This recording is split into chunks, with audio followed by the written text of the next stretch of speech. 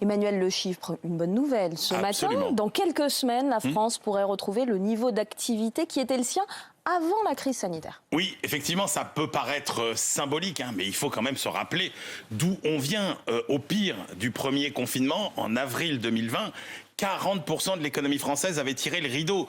On ne marchait qu'à 60% du niveau d'activité normale. Alors on était remonté, puis redescendu au gré des reconfinements, au gré des couvre-feux. Aujourd'hui, l'économie française tourne à 99% de son niveau normal, c'est ce que nous dit la Banque de France, et on retrouvera donc un niveau d'activité d'avant-crise d'ici le début de l'automne. Alors c'est déjà le cas dans certains secteurs, c'est le cas dans la chimie, l'informatique, le BTP, l'agroalimentaire, beaucoup de services, la banque, l'assurance. La remontée en charge est très nette aussi dans les secteurs qui ont beaucoup souffert, comme l'hébergement et la restauration. Le niveau d'activité dans la restauration, aujourd'hui, c'est quasiment 80% du niveau habituel. Dans l'hébergement, on est aujourd'hui à 72%.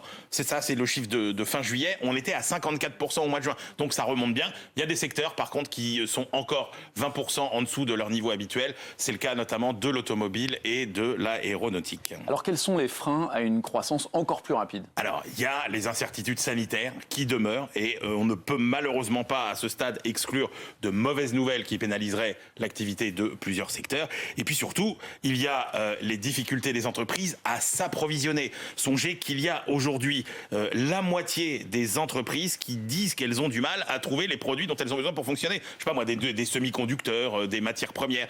C'est quand même considérable. Idem sur les recrutements.